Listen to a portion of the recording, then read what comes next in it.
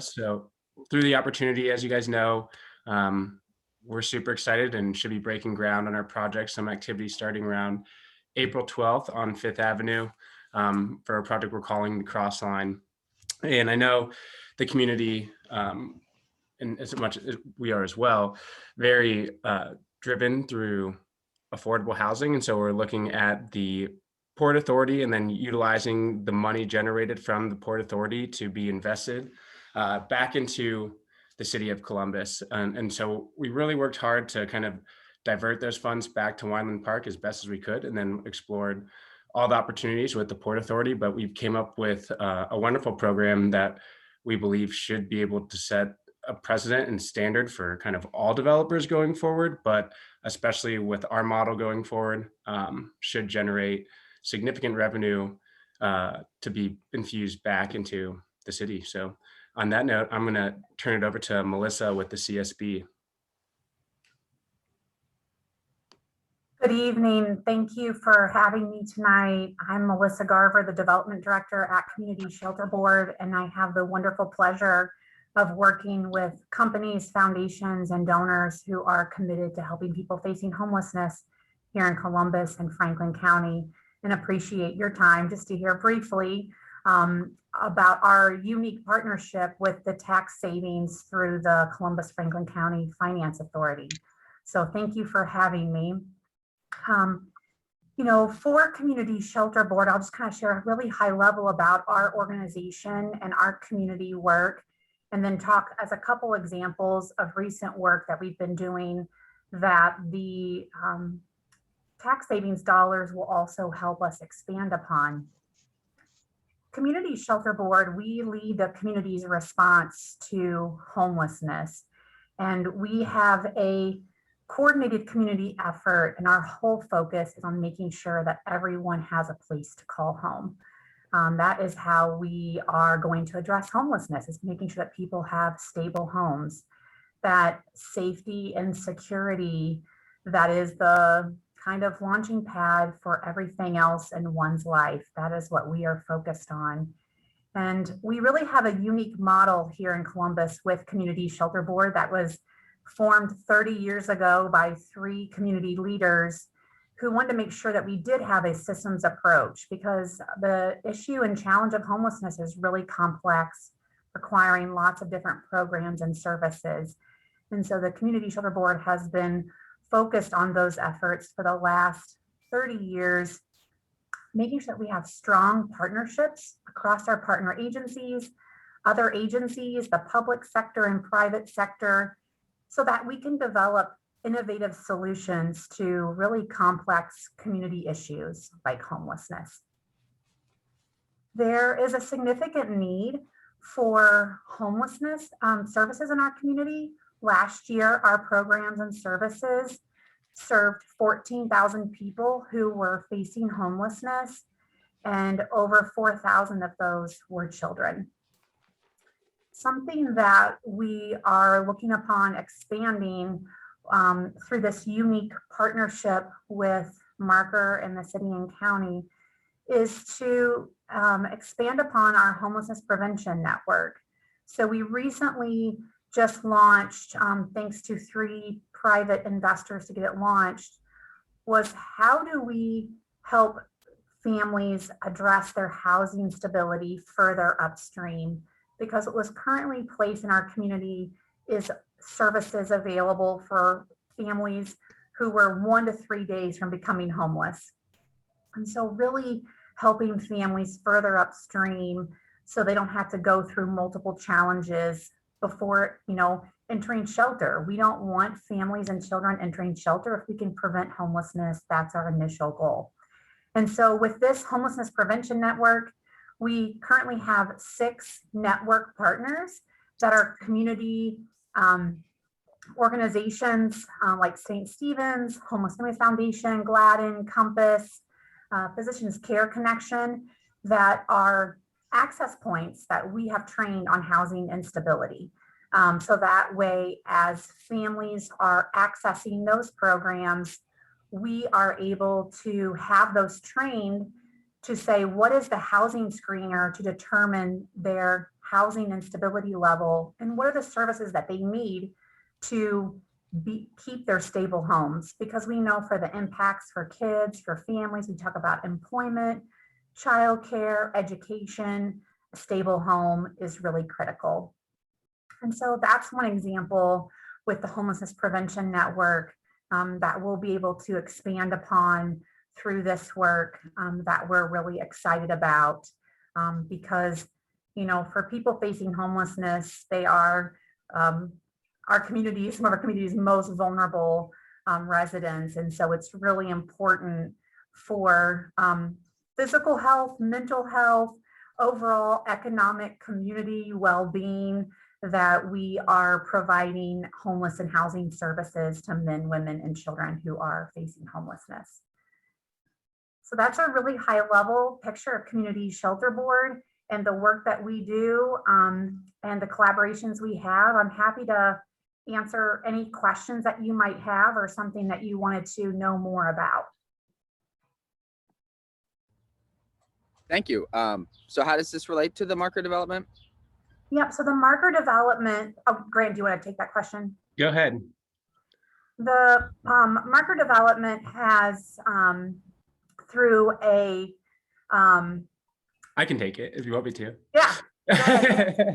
So through the use of the Port Authority, it's a sales tax savings that generates a certain significant pool of dollars that then get, it was recalibrated kind of at the end of 2019. It used to be basically a savings fund that was given to developers to incentivize them to utilize these Port Authority and then generate sales tax savings on materials that would be utilized. Can you go a step back? Like, I'm not even sure from you with you said from a relationship with the Port Authority. I don't.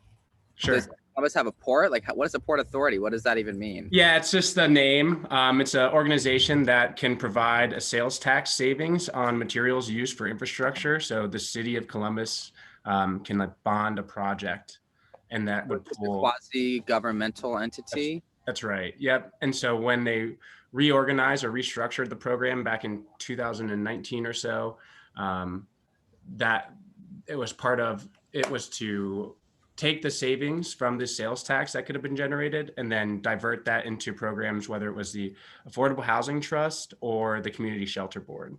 So it's a program that you pay into. So you have to pay to utilize the port. And then through that, there's a savings that's generated with the sales tax dollars that then gets diverted to these two organizations, whether it's the Affordable Housing Trust or the Community Shelter Board. And so we've chose the Community Shelter Board and Melissa's team. And part of that stemmed from earlier conversations with Jerry Valentine, the renter mentor who we were put in touch with through some other individuals in the Wineland Park, our first meeting there.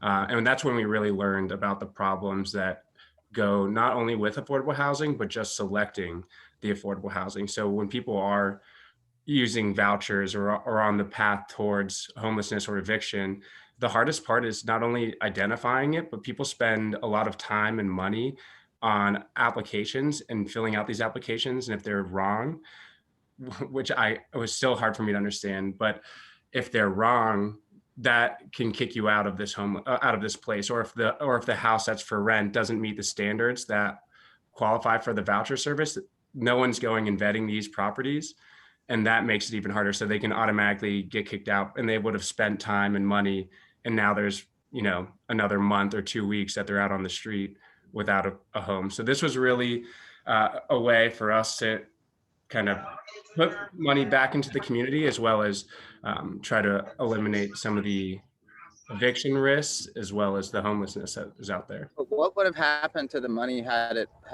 it's not earmarked specifically for one of these organizations? So we wouldn't have used the Port Authority. There would have been. You there? Go ahead.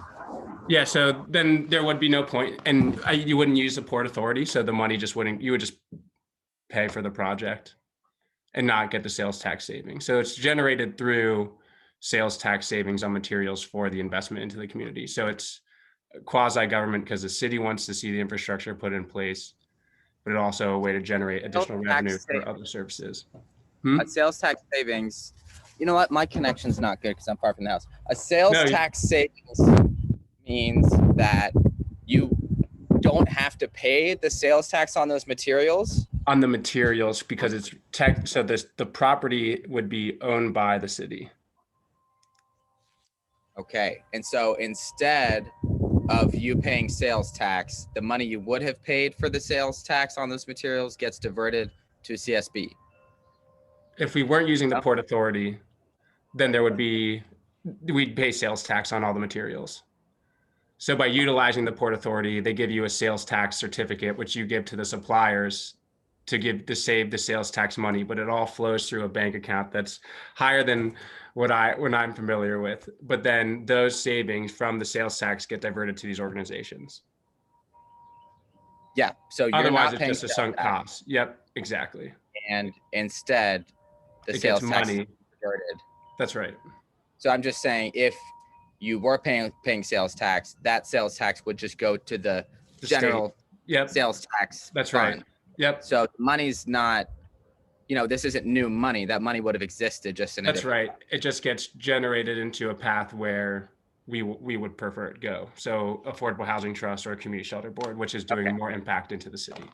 So is this affecting your project at all, or is this money just going to CSB and not impacting your specific development?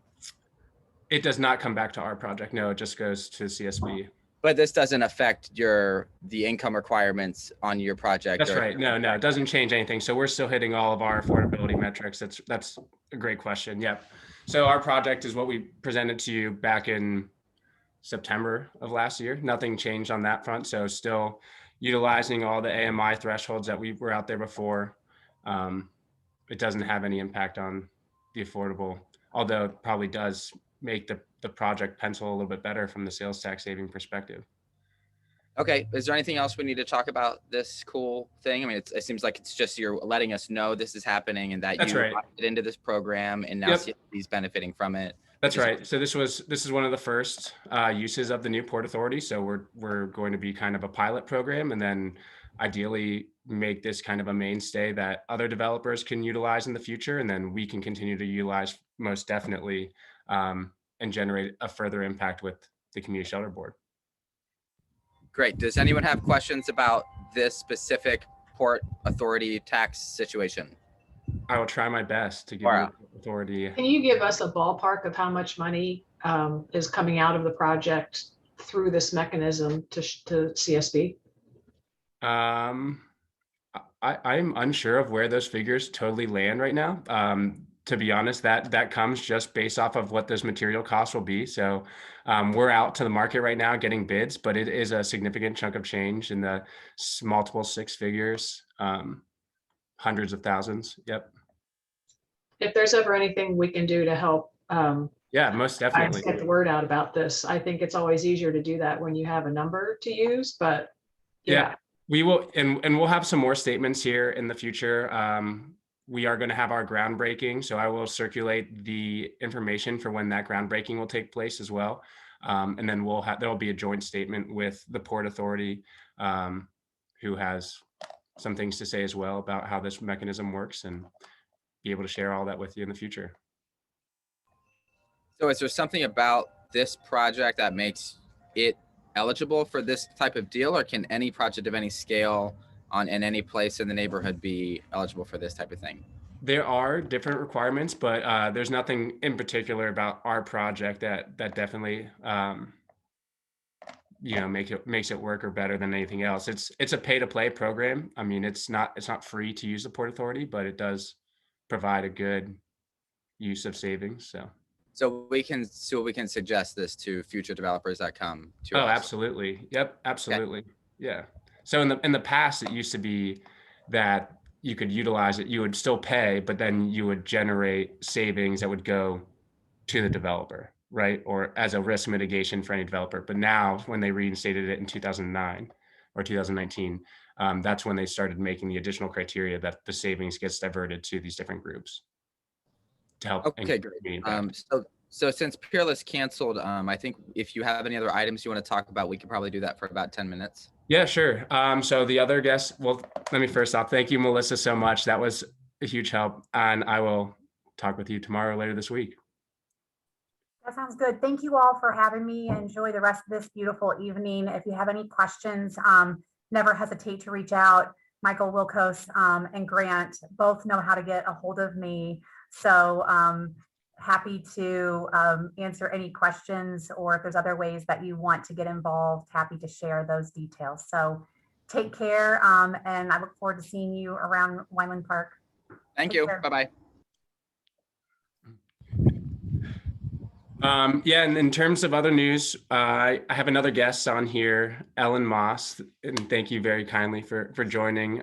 We know that there's been a lot of questions and talk and a lot of feedback just regarding some of the news that broke. I wish I had more to share, but we want to approach, the community in the near future with some grander ideas to give you some concepts and get some feedback. We do want to be very mindful of everybody and make sure that we are doing what's best for the community. We're actively investing in it and looking forward to be a huge partner, and have loved every meeting. Was out there last week with Roger visiting the park because he was concerned about the garden. So I've been getting some calls about people planting garlic and other plants out there. So we just really want to make sure that we're a good partner with the community, and that's all. I don't have much more else to add, but I've got Ellen on here as well. Good evening, everybody. It's so good to see everybody. And I totally agreed to come along with Grant today, and Tanya has invited me in the past. And so this is a good opportunity to answer any questions that you all might have about what's going on with the Guild. I can answer whatever I can answer. Well, neither of you actually said what was happening. So if somebody could describe what actually occurred. So all things happen here pretty fast.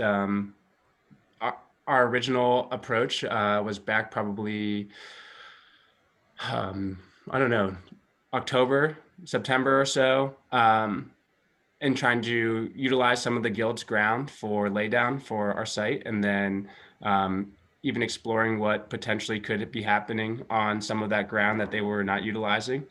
As those conversations continued to progress, we worked with Moody Nolan on our project, and Moody Nolan had done some original concept sketches to see what the Guild reimagined for the 21st century could look like, to help utilize all the programming that they offer. That being said, we were kind of looking at different options of what the whole site could look like as a campus. And then unfortunately, all paths just led to financially unfeasible projects. Just the cost to build, the scope that everything was required on both ends made it almost not feasible, just easier to be done elsewhere, especially with the changing demographics of the neighborhood. A lot of the services that the Guild provides, and Ellen can touch base on that more, weren't necessarily dependent on them being in that facility that they've kind of outgrown. So the conversation quickly shifted to kind of just no longer looking at exploring what was able to be done on some of the underutilized ground, but an outright sale of the overall campus. So we are very fortunate to have been considered and selected to be that partner going forward. As I said, we have no idea really of what that site looks like, but I guess we can confirm that we will be near in the future and hope to have some proposals in place. Yes, and I agree with Grant. This has been a long process and a lot of decision making on the part of the Guild, our executive team, and our board, and not a decision that we took lightly at all. But taking into consideration the neighborhood of Wineland Park and also all of the people that we serve, we felt that it was a good move for the Guild to sell the property to Marker Development. I've enjoyed immensely working with Grant and the rest of the folks at Marker, and to look for property elsewhere. One of the things that we've been moving more towards in the last 5 to 10 years is being more of a regional resource for people all over Franklin County. And so there are areas that are really in desperate need of the services like the Guild can provide. And so we're looking at those areas. We're actually exploring through a consultant, a real estate broker, other options for a Guild home. That is all that I can say right now in terms of where we're intending on going, because we don't know. We don't have any place in mind at the moment. But I wanted to be here to answer any of your questions to the best of my ability. I think one of our questions is where we're going to vote. Okay, well, I have that right here on my list. Awesome. I know that we have been in communication with the folks at the election board, and what I will do is see what they're saying, and I will let you all know so that you have an idea. Awesome. Thank you. So since this wasn't on the agenda, we do need to wrap it up. So if we have a couple questions, let's go ahead and get those out of the way. I always have a question. Could someone give us a kind of timeline for what you expect to physically have happening on that property in the next 6 to 8 months? Like what's going to be happening on the ground there? Yeah, sure. As far as in the immediate future, we're going to be utilizing some of the ground for construction laydown just to minimize the impact on the surrounding streets. So kind of where that garden, and that's how I've had my conversations or gotten better touch with Roger and some other individuals actively utilizing that garden, working really to coordinate where construction laydown would be, and then making sure we're trying to preserve as many of those trees that are active right now and not get in the way. I know there's some nice fruit trees that people are really mindful of, and I know, garlic and raspberries are actively growing right now as well. So we want to do our best to make sure that everybody can harvest what they want. We're not going to come in there in the middle of the night and, start tearing stuff up. But our construction site will start being active on April 12th for a demo of the existing structures. Everybody is fully moved out on 5th.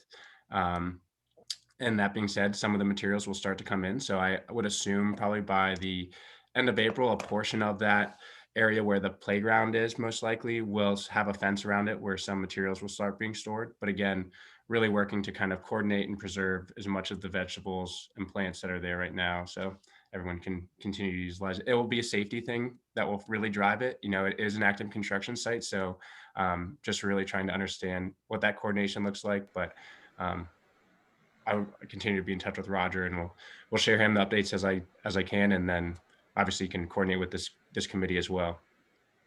Thank you. We have a hard stop at 6:30, so we can take Cool. a couple more questions. I'd like to just say congratulations to you, Ellen, and thank you for your leadership at the Guild. That, after a century of business, Neighborhood House on the Near East Side and Southside Settlement House down off South Parsons both went out of business because, in my opinion, they didn't necessarily focus on the long-term financial viability. And as a leader, you have done that for the Guild to ensure that the services for youth and adults will be here for decades to come. And just thank you for being mindful of that in a very difficult fundraising climate.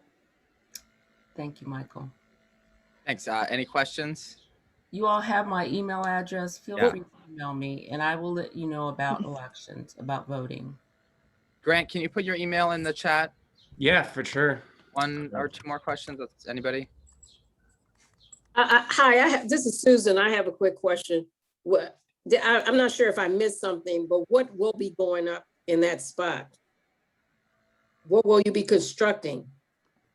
Yeah, at the moment, we have no plans. Originally, we were looking to use a portion of the ground, but we're actively in talks with Moody Nolan right now to kind of get some concepts together and see what could be done to most effectively use that spot. If it is multifamily housing of some sort, it'll be in line with our mission and metrics. You know, we really are mindful of the affordability crisis that's in Columbus and are constantly exploring different ways to hit different price points of what affordability looks like. So I don't have anything firm for you right now, but we will be back to the committee in the future with some concepts to solicit feedback and want to make sure that we're doing what's best. So does that mean the community will have a say or can contribute to the conversation? Or what? Definitely, yeah. We love contribution. There obviously are a lot of moving pieces that make developments, and happy to give you or educate as best as I can and share any comments and concerns. You have my email address. I put it in here as well. So if you ever have any questions, please feel free to reach out. My cell phone's attached to my email too. So whenever somebody emails, I'll respond or I'll just put it in here. But yeah, definitely want to have the community's feedback as well and explore anything and every option possible. Thank you, Grant, so much. I look forward to continued dialogue. I hope that you don't go away. Ellen, some of my most cherished memories about Wyland Park are from 2011 cleanup days at the Guild with you and Linda, and I will never forget those. It's really important to me personally. I appreciate everything you've done. So thank you very much. So now we're going to move on to John Turner at the Land Bank, and he's going to tell us about the land trust homes, which I'm super pumped about. And we've been waiting for an update, and I think we're all really excited. So I'm not sure the last time that Hope was able to give an update. So I know that I was before this committee. It's probably been a year and a half or so, more than a year, I know. So unfortunately, Hope couldn't make it tonight. She is on vacation, so I thought I'd fill in for her. I wanted to, so first off, does everybody know what the Community Land Trust is? And would you like me to give a brief explanation of what it is? Yeah, I would start from scratch. Okay. A lot of these people haven't attended, and I think it'd be a great thing to start. Okay.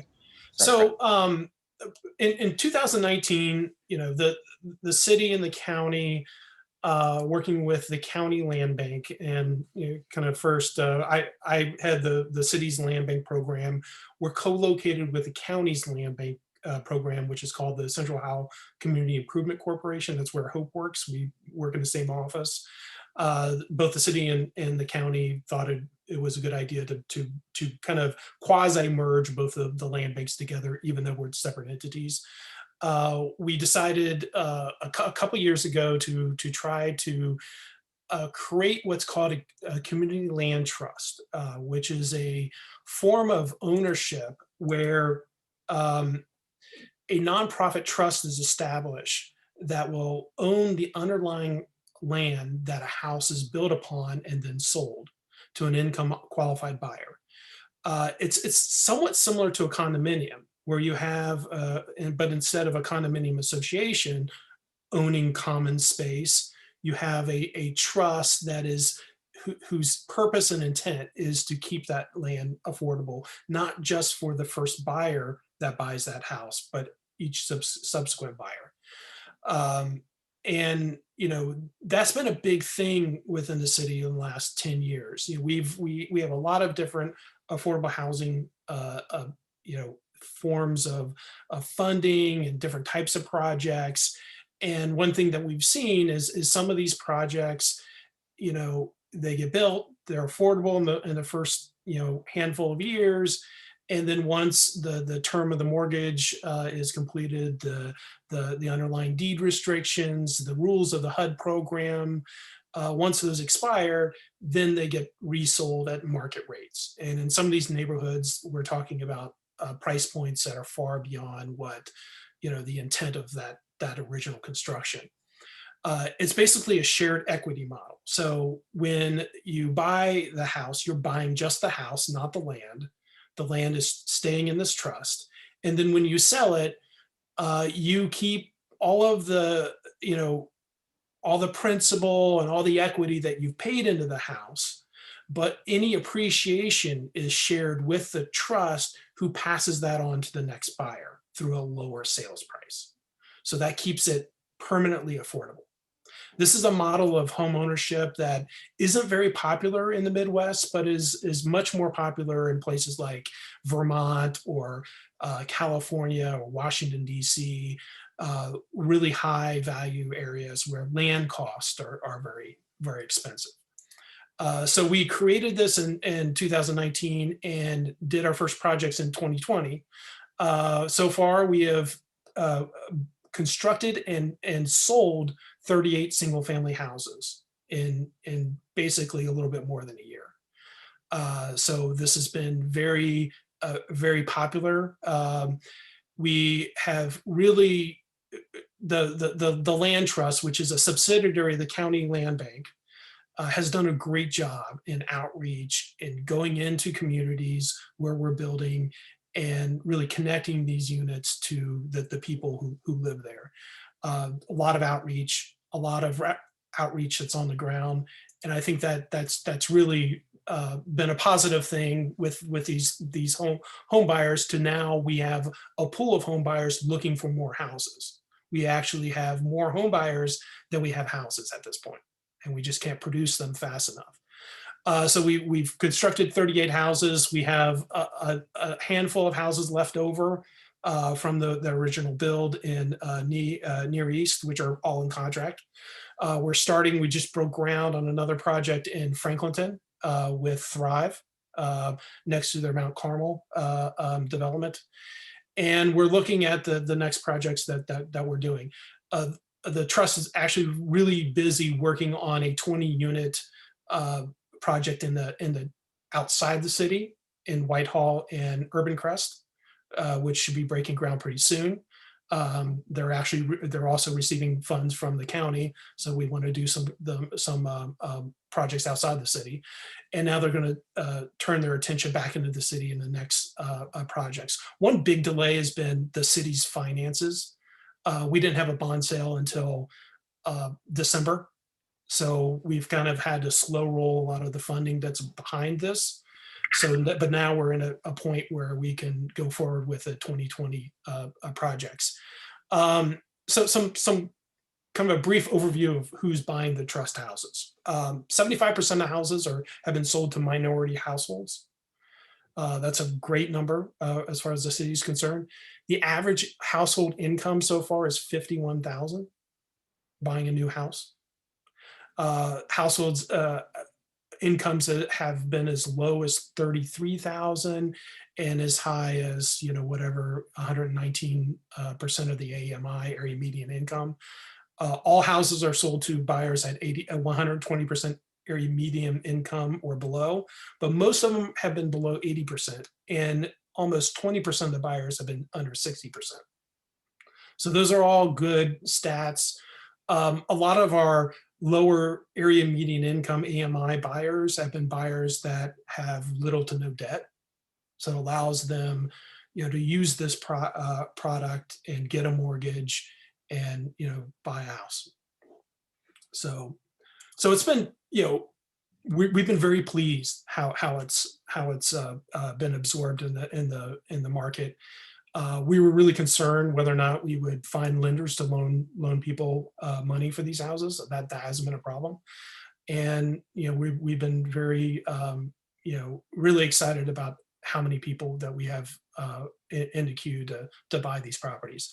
So moving to 2021, I said that we just started 10 units in Franklinton with Thrive, and we like to expand the program to other neighborhoods, especially Wineland Park and Milo Grogan, but especially Wineland Park. So we would like to, start construction sometime this year. One of the big challenges of this program has been the cost of construction.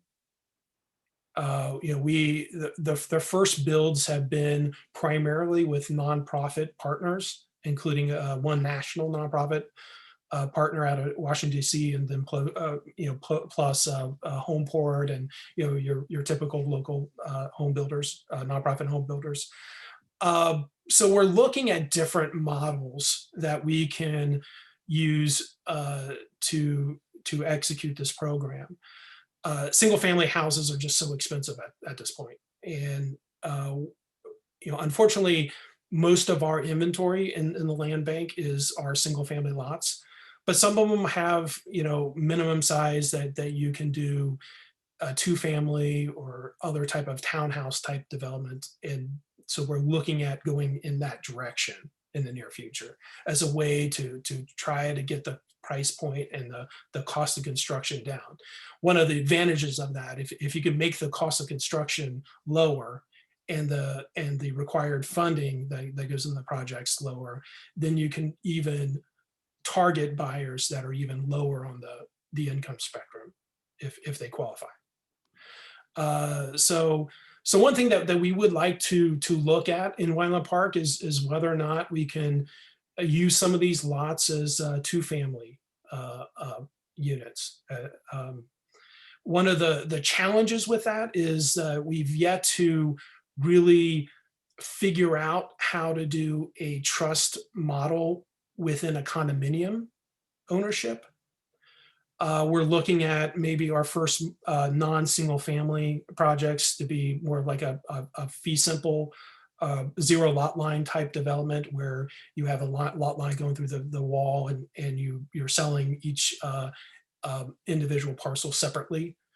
But that creates its own challenges from a construction and zoning standpoint. So that's one thing that we would like to look at for these parcels in Wineland Park. And I think Wineland Park is a great area to look at doing something like this, for 2 reasons. One, these are larger lots than are typically in the land bank. The lots that we have slated for this project's, they used to be 2-family houses. They're 35-foot wide lots. Where most of our lots, our inventory are 30 foot wide and below, which it would make it very difficult to do a 2-family. And also the appraisal values here are very strong compared to some of the other areas that we're working. So we can, we're more comfortable that we can get the necessary appraisals to underwrite the mortgages. So when are we going to do this? Right now we're working on either going in one of 2 directions. One, potentially finding another development partner. We had a development partner lined up. The prices that they were coming back with were just too high, and we're looking at different direction.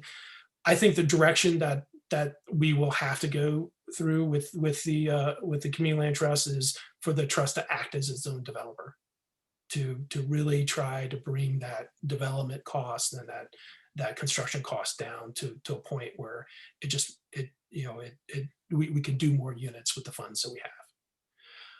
So we really want to break ground on a project this summer, but we're still in that planning phase, and we'll come back to this body when we actually have drawings that we can show. So are there any questions? Yeah, thank you for that. I think we've expressed support for multifamily development for the trust in the past, and we were disappointed to learn potentially that the duplexes would be replaced with single family. So I'm happy to hear you're considering multifamily. It's very, it's part of our nature of this urban fabric is having multifamily development. So having single family, I don't think would be appropriate. So I think we have time for a few more comments, but knowing you're coming back and we would be working with you, I don't want to get too detailed into this today. So a couple more questions, comments from anybody? Hey, John, do you have a sense of what these mortgage payments are ending up being on a monthly basis approximately for the 38 you've closed on so far? So that's a good question. How we structured the program, the houses that we've built so far are listed on the MLS at a price of $199,000. And then we figure out the purchase price based on the income level of the buyer. So that can range anywhere from a price point of $198,000 if they just barely meet the maximum threshold, or all the way down to $150,000. We're trying to cap that amount, that buy down is what we're calling it. So the end mortgage on some of these houses can be as low as $150,000, whatever the payments for that would be, which would be, very good as compared to rental rates at this point. John, how many lots do you have in Wineland Park, and did you secure them all through the land bank? And have you considered carriage houses or ADUs as part of your business model? I think that the lots, most of the lots that we have are from campus partners, but we have some land bank lots left over also.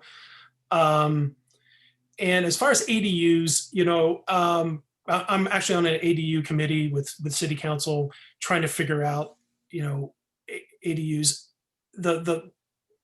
The challenge of ADUs, there are a lot of technical considerations as far as zoning, how you run your sewer lines and things like that. I think at this point, and I assume with an ADU, we're talking about selling a house for a homeowner who would rent the ADU to someone else.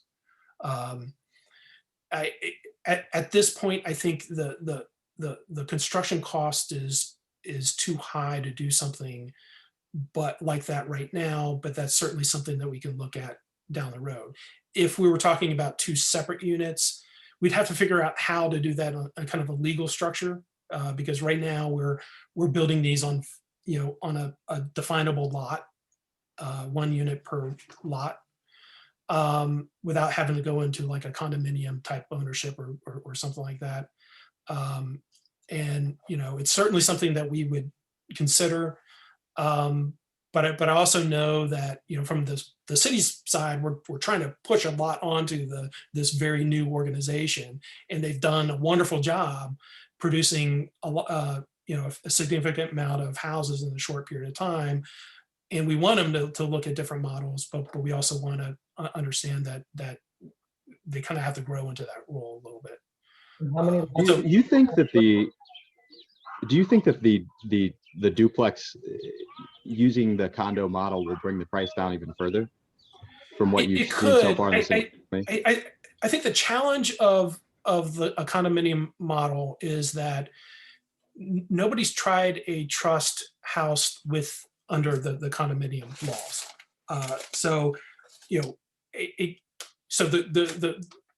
A community land trust model works as this trust owns the land and actually enters into a 99-year lease with the homeowner, much like a commercial development. There might be a restaurant or like a McDonald's would be a good example. Most McDonald's, the corporate McDonald's owns the land and enters into a 99-year lease with the franchise owner who builds the building and operates the restaurant. So this is a common type of arrangement on the commercial side, but very uncommon on the residential side, particularly for a single unit. How you mesh that with like a condominium laws where you have a common ownership. We have an attorney looking into that issue. We have an advisor who's worked on community land trust projects in other cities. All these community land trusts within Ohio are kind of grappling with this issue, have yet to be able to figure out how to execute it at this point. And so but we would like to go in that direction. Even if that be the fee simple that you were talking about, because you said you guys were doing like a 20-unit development in Whitehall right now. Whitehall and another area, or Urban Crest, so 10 in each. Would the target with that, is that if you can get that figured out, would that be your intention, is to bring that cost down? So you said that you can bring it down to like 150 on the single family right now. Do you think that there's a potential for, obviously, like our price points in Wyland Park are probably a little bit higher than Franklinton, or anywhere they've been built so far, which could potentially push the cost up. But do you think that townhome model will bring the price down? That's our hope. I think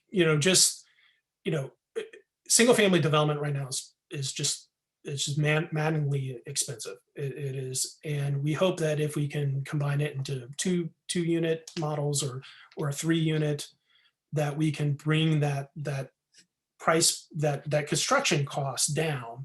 And so we're not listing a house for 199,000, maybe we're listing it for 175 or something like that, and then giving the buy down on top of that. So you're bringing it down to even a mortgage amount that is less than 150,000. I mean, that would be our goal. Whether or not we can achieve that, I think we just need to work on it. Awesome. Shelley, did you have a question? I thought I saw Shelley try to speak earlier. Look, we're going to wrap this up. Yes, I did. Real quick, sorry. I just was curious. I know you mentioned something about sharing the equity once a seller goes to sell. And I was just curious if you had the breakdown about, obviously anybody buying a home would want it to be an investment for them. So what's Sure. the breakdown as far as what goes back to the land trust?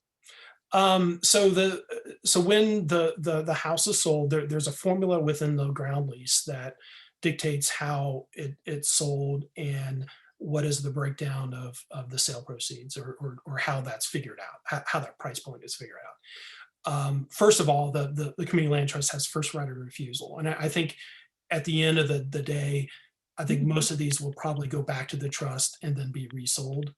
I think that would probably be the cleanest way to do it. We've yet to reach this point in the program. But what the ground lease is going to say is, basically about 25% of that increase of value would stay with the buyer. And the rest would serve as basically the subsidy that buys that down or that lowers that price point to the next buyer. And that's pretty consistent with most community land trusts throughout the country. Thank you. Any more questions about the land trust before we wrap this up, knowing that they will be back next month or at a future month? A future date. Wow. Awesome. It's been great. I think we're all super pumped. This is the type of permanent affordable housing we've been asking for. So I think we're all really pleased. So thank you very much. And we'll move on unless there's any last questions. Okay, thanks so much, John. We are going to move on to Thrive, discussing Rice Paddy. Is there anybody here from Thrive to talk about Rice Paddy? With the ball here in the corner. Down here earlier. Yeah. Is there anyone from Thrive to talk about Rice Paddy? Well, that makes our meeting a little shorter. So John Lindsay is here to discuss 1400 North 5th Street. Are we ready for that? Yes, sir. Okay, thank you so much. Let's go ahead.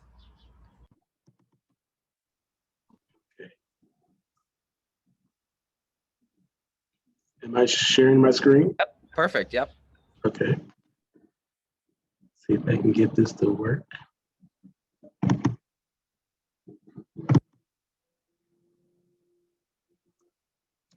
All right. Well, thank you for having me this evening.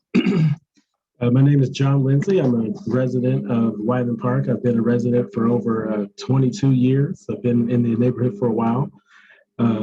My property is at 1400 North 5th Street.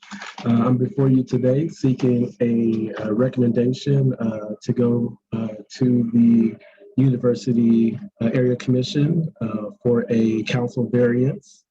Part of that council variance, the accommodations, I'll just run through them really quickly. I won't really bore you with them, but on the screen is the site plan for my project. It is a addition onto the main house with a proposed carriage house. And I know that these are popping up a lot in Wyland Park, and these have probably been before you in your housing committee. And so you probably are used to seeing them, but I just wanted to give you just the site plan so far.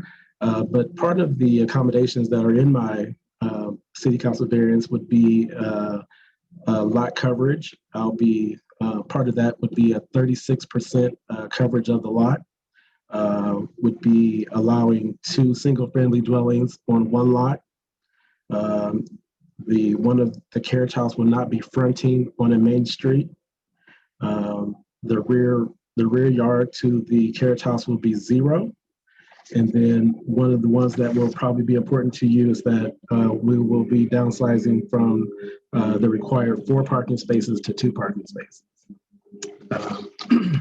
As far as the details of the project, we will be building a addition. It's about a 625 square foot two-story addition, which will house on the downstairs will be the dining room and an expanded kitchen.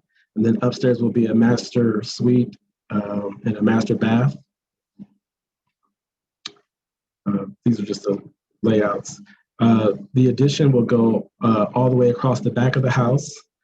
This plan was actually approved by the Wyland Park Housing Committee back in August, September 2019, and also the University Area Commission and the City Council just prior to COVID as a addition just over half the house, the back end of the half of the house. And so the architect and I got together and we decided to expand the addition over the full length of the back of the house. And that's why we have to redo the variance. So these are just the renderings that show the addition that go all the way across the back of the house.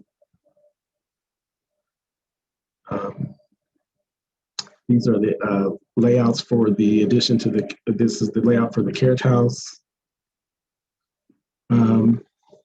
The height of the carriage house is about 26 feet, so we're within the requirements of the height requirements for the neighborhood. Everything seems to be in scale. We are within all the setbacks. The backyard there's significant greenery. There's still about 41 feet of green space, 41 feet by 36 feet in the backyard. So there's significant feet. We're also including additional trees that would be planted in the front yard, and an additional tree in the backyard would be also planted. That was part of the recommendations from the University Area Commission from our last approval. And these are just some of the renderings of the carriage house and the addition. So just short and sweet.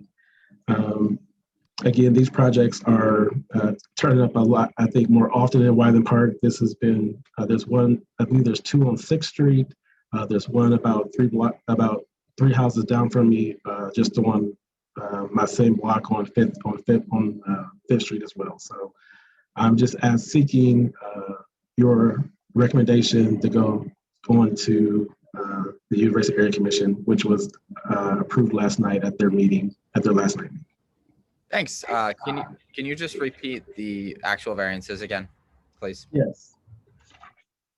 So there's a maximum lot coverage. The standard is 25%, and I'm seeking 35.9. There's the maximum floor area ratio. The standard is 0.4, and mine is 0.578.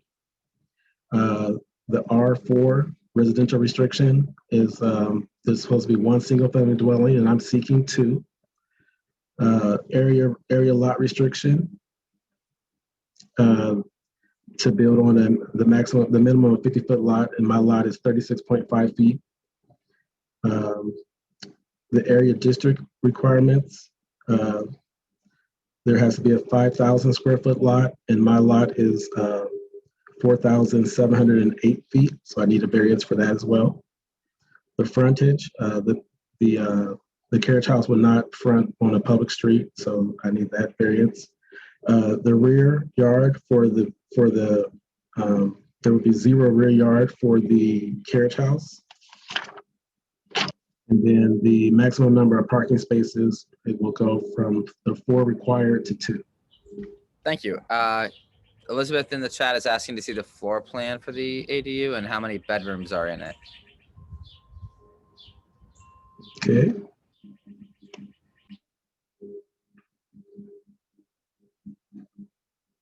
So this is the floor plan for the carriage house, and it is a 1-bedroom. And so it would be the lower left-hand corner, which shows the bedroom. Oh, I'm sorry.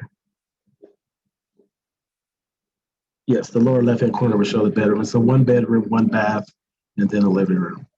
And that would be in the lower left-hand corner. Great. Yeah, I mean, to me and to us, I think the committee's been very supportive of these projects in the past. So, I mean, it seems pretty flawless to me. Does anyone have any compelling arguments against this type of project they want to raise? I got nothing compelling, but John, I want to tell you that looks awesome. I'm excited for you. Thank you. I appreciate that. Thanks. Yeah, I don't really necessarily want to call like a formal vote and have to tally that up. Does anyone have any arguments against this? Otherwise, I think it would be nice to just say I'd that. just like to know where it is on Fifth Street, please. Good question. Yeah, it's next to a multi-family brick row house and next to a duplex. So if you want to, I'm just off the corner of 5th Street and 8th Avenue. I'm one house off the corner of 5th and 8th. Oh, okay. Thank you. Yes. on the east side, right? Yes. Okay. So Can I ask a question? yes, please. Yes. I think it looks great. And can I get your contact information? Because we're thinking about trying to do an ADU as well. And I don't want to reinvent the wheel. And you have I think, an awesome looking plan. Oh, sure. Of course. Can you like give me your email in like the chat or something like that? I live over on Euclid. No problem. I just got to figure out how to do that. I'll do it after I get out of this sharing the screen. No worries. I think it looks great, and kudos to you. No problem. Thank you. Awesome. Do any other civic leaders have issues with, us not having a formal vote? Does anyone really want us to take a formal vote on this? Okay, I think you can safely say that we are supportive of this project. It's amazing. I really appreciate you sharing it with us. So thank you. Thank you. Great, and it looks like Steve's here, so it looks like we will get an update on the rice paddy. Do you mind taking that away, Steve? Yeah, sure. Sorry, didn't it start at 7? No, but we're starting now. It's fine. Great, my bad. Yeah, perfect. So let me pull up this. So rice paddy, obviously, we have been at it for when did we start? We bought it in late 2017, early 2018. Over the last, call it, 3 years, we've been looking for potential users in the space. This past summer/fall, somebody actually burnt up one of the buildings in the back. And so what we've kind of gotten to the point at with between the cost to rehab the buildings and everything else, it's something where, rent was exceeding $20 a square foot. We were in a position to not be able to find end users for this space. So what we've done is more or less looked at, along Grand Avenue and 11th Avenue, and keeping the walls that are with the graffiti on it and, kind of paying homage to what has been there in the past. We're also keeping the main building that has been there, the rice paddy. I'm sure most of you guys have been in there through open houses or I believe we had civic association meetings in it, but keeping that building and restoring it. But then we're continuing the path of doing our apartments along Grand Avenue. The roof lines and architecture is going to change on this, and I'll continue to come back to you guys as we work through it. This is more for massing and to be able to show, we're keeping those walls. We're going to punch some holes in it to, bring back, I guess, sort of the aesthetics of the windows. But this is where we're at. We were at UAC zoning last night. We got approval on that. We moved forward with it on the 21st. Obviously coming to you guys early in this process as it relates to, kind of where we're at on it. But then we'll be coming back with different roof lines on the apartments themselves and everything. So really, I'll open it up to you guys. The other piece of this is, throughout this time, a lot of the importance to this building is wanting to keep it open a bit to the community. And so we've actually kind of put in I'm going to call it a conference room in this space, to where meetings like with Godman Guild going away and everything, we're happy to host the housing committees zoning committees and things of that nature. So that's definitely a piece that we'll be continuing to work with the community on. Awesome, thanks. So is the space on the right, I guess, is it being built for a potential user or just like a general use? Are you talking about the small? Is that a building? Yeah, so there's that small building that's like right at the corner. I think it's total 600 square feet. We don't know what we're doing there yet. We're bouncing around some ideas to potentially keeping that a retail component and very small and everything, but that piece for sure. This piece is turning into a community center for the development, but also opening it up to, you know, the greater Wyland Park as far as a meeting gathering space, if need be. Not a private use, not a restaurant or any type of. No, that's the thing. The cost and everything, like I said, is that we haven't thus been able to. And with the fire that took place, we kind of got to a point where, you know, we have this patrolled 3 times a week by Columbus PD, and people just keep breaking in and, you know, lighting shit on fire more or less. So we got to do something with it. And this, you know, honestly wouldn't have been my first choice, but we're here now. With the murals there, have you guys considered having the original artist come back out and just do a new thing on it? Because the only mural there that I think really has any significance is the one that's taken out here. And then if you look at that white and orange, that's, you know, a lot of this stuff, this was just done in their last year there. And again, what I would say is the only significant mural to the community is right there where that driveway is at. And you know, so Sean, with that, I mean, what we're going to do is we're going to get our demo complete. We're going to brace the walls. We're going to punch the holes in, but then we want this to be a place for Wyland Park art, right? And so this is absolutely going to be something where we open it up and come up with ideas, and whether that's a yearly or every 5-year thing, whatever that looks like. I mean, I think that we're open to any and all suggestions as it relates to public art and on these walls. These walls are Wyland Park walls, and our feeling towards it. I think that it's an incredible gateway, coming from 71 along 11th Avenue to do something really cool. And I think at the same time, it's neat to be, walking down Grant and all of a sudden be hit with some of this amazing art. Steve, what went into the decision to have 22 parking spaces for a swimming pool that's no more than 5 or 6 blocks from the residents of Grant Park? Like, do they really need to drive? 22 people are going to drive 2 blocks away to go swimming?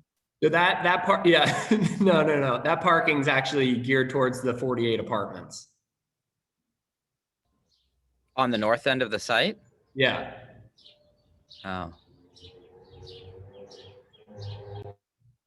I want to pop up for a second, just say thank you so much for thinking about offering space for meetings. I know that that's going to be a real gap when the Godman Guild, right, when we start to want to meet inside again. And I really appreciate you guys thinking about that.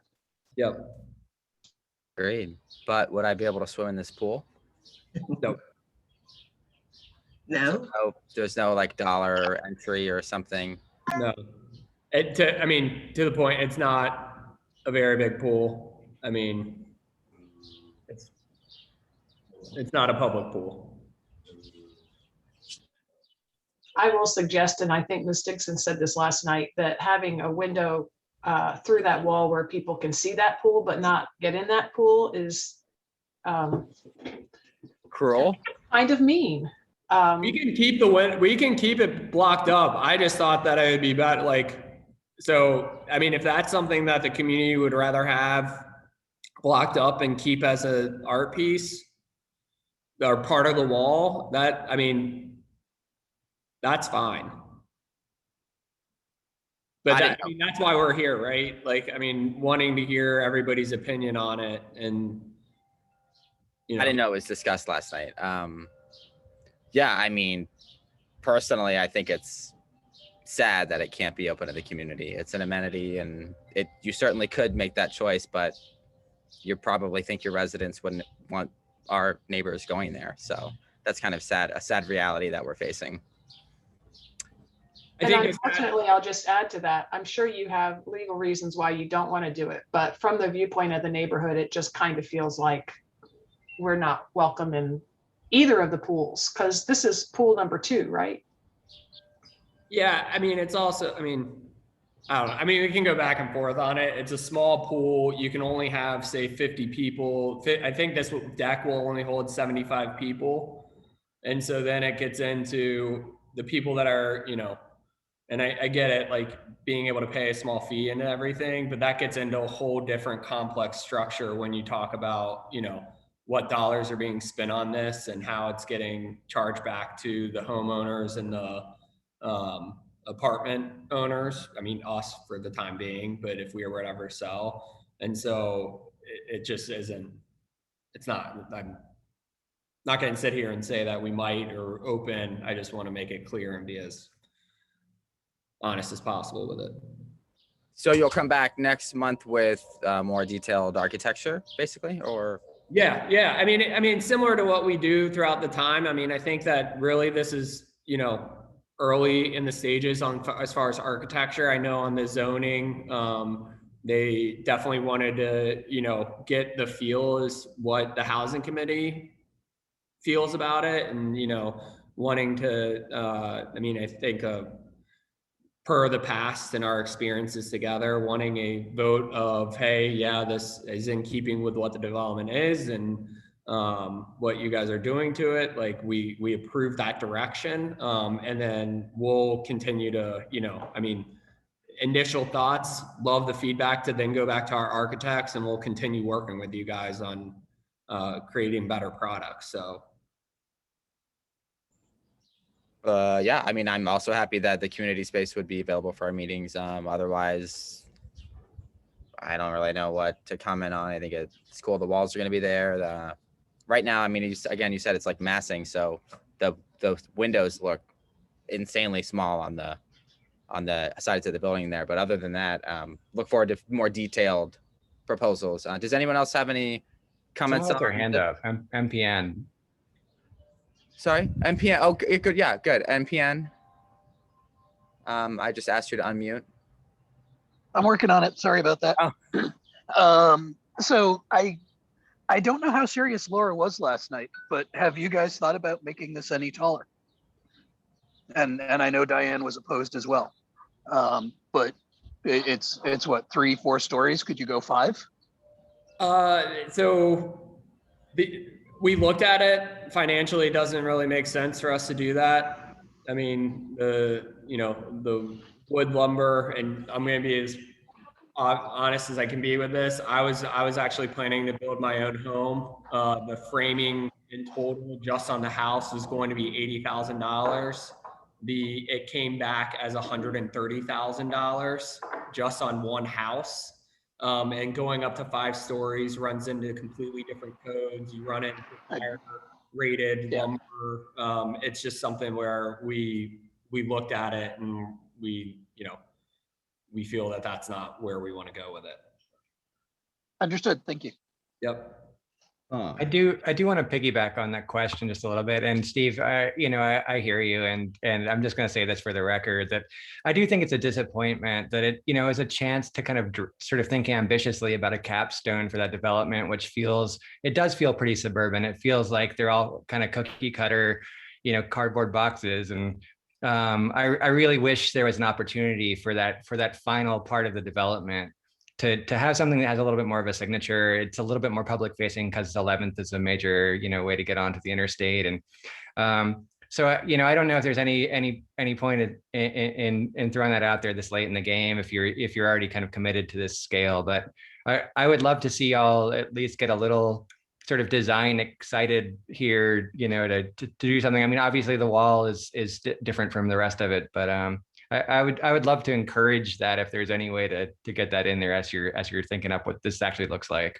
Yeah, so Roger, I think it goes back to, I mean, I don't think the heights and everything, we're really looking at going any taller, but going back to the architecture of it, I mean, it's definitely something where we, like I said, this is just massing, but getting into, you know, whether it's sawtooth roofs and having, you know, maybe it's carrying the feel of what the mural walls are, that does it to where it's not feeling like the rest of the development down further south, right?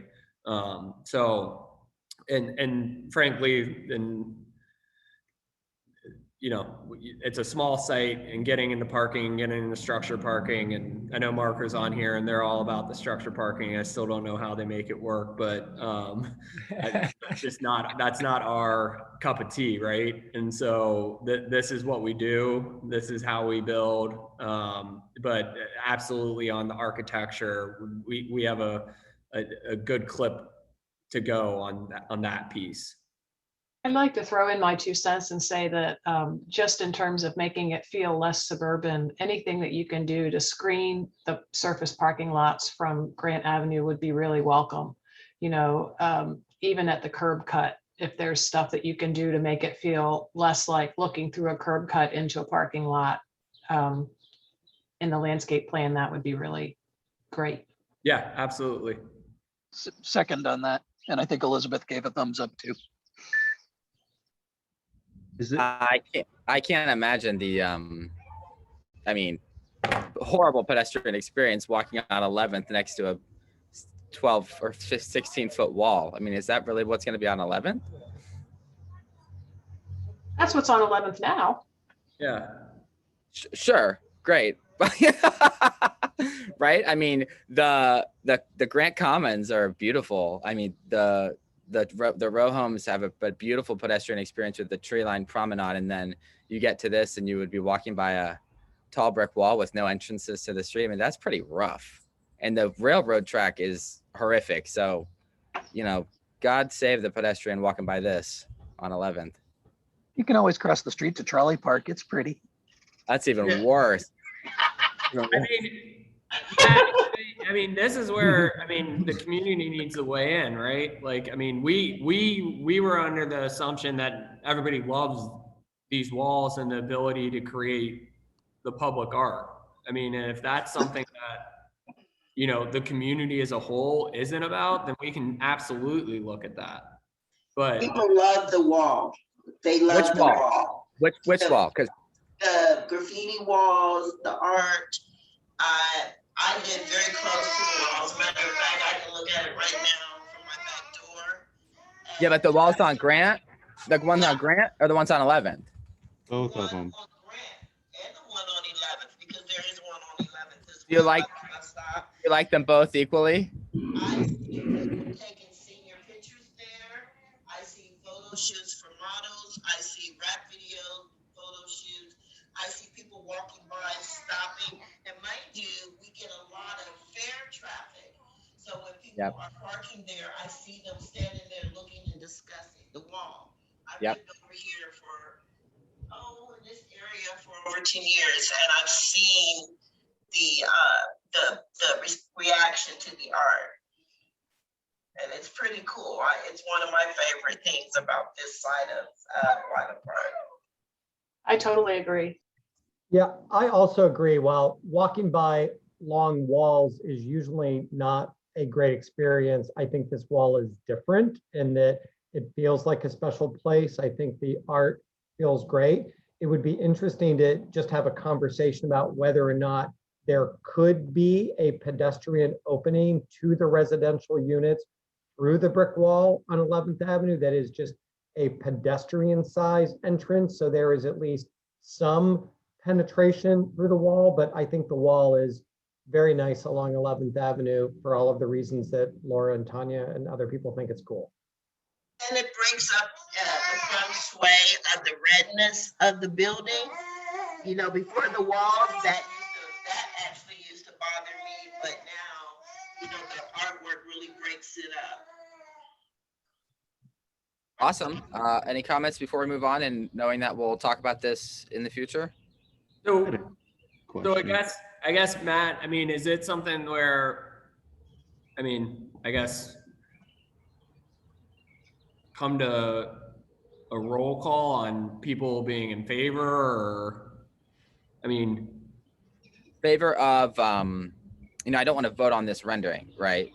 I think, I guess in favor of the project and what the specs are, right? Like we'll work through the architecture together on that, I but think we would propose to support the redevelopment of this site, including residential and a community center use. Does that seem basic enough?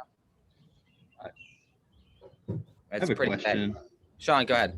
I have a question about the 4-unit on Fifth Avenue that you guys have. oh, dude, Sean, you don't even want to go there. No, but it's not on the agenda. I mean, so but we've we're been not gonna going talk there about for like No. 4 So- years now. Yeah, no. And I still have an abandoned 4-unit house. I mean, you guys have the time, like. Not on the agenda, to sorry. get rid of my, I mean, it's. So yeah, here, I'd like to know. real fast, what happened is the city made us do an easement, and then they made us flip it, and then the new leadership came on board to where then we had to go back to a different program. We spent about 2 years trying to get, you know, all of the city, us, and I forget the other piece to it, get what is the actual title situation figured out and lot splits. And then when we went in to get a new sanitary, they then are making us now do a water service plan for a 4-unit building. And so we've literally been going back and forth with the city trying to get this approved. They've started work on the inside. We have about 4 months left after we get the water service plan approved on, and that's going to happen by the end of the month is what we're shooting for the water service plan. So I am so sorry that it's not done, but this has been a nightmare. This has been harder to get through with the city on some of this stuff than our larger projects. So I'll chime in and say that what he's saying is exactly true, because we had to, that's the same one that we had to convey that property to you. Yeah. To say, it took us forever, and a lot of it was, you know, getting, you know, the process of splitting one parcel and consolidating it and then conveying it took a fair chunk of time on the city's end. John, I really appreciate it. I didn't Can I use say the something? name in there, so I kept it. Go ahead, Diane. Miss Dixon, sorry.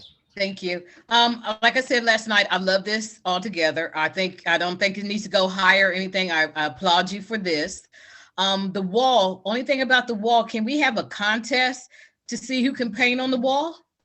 Can we do that? Some of the people in Whiteland Park that are artists and stuff, can they have a contest to do the wall and submit it and we vote on it?